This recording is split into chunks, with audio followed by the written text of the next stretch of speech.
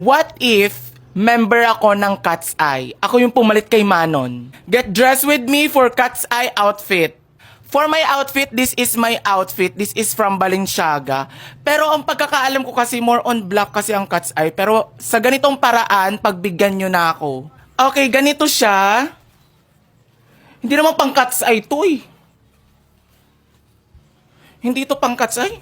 Pero trust the process. Okay, go. For my hands, maglagay tayo ng ganito. Dito natin siya ilalagay. This is from Balenciaga din, pero disposable lang to. Hindi to good for investment. Like, ganito yung magiging itsura niya. Ganyan. Like, oh, you can have my all I gonna do. I'm begging you. Yes! For my boots, this is from Hermes.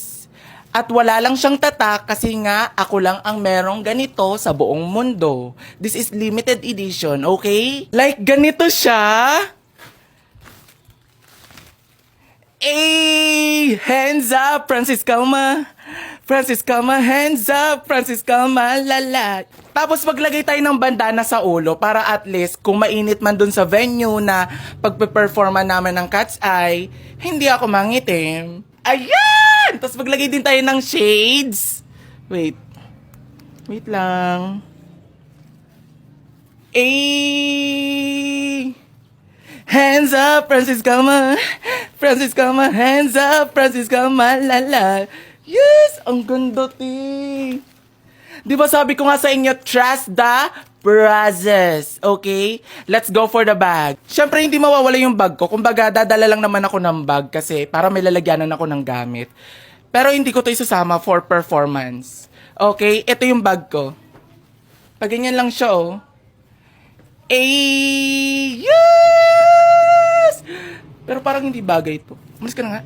And this is the final look. Yes! Pwede rin siya pang Coachella.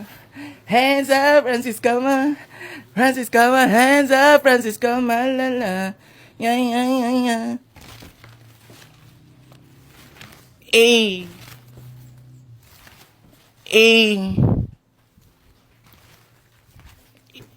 A. Parang ayoko mo ba din? A.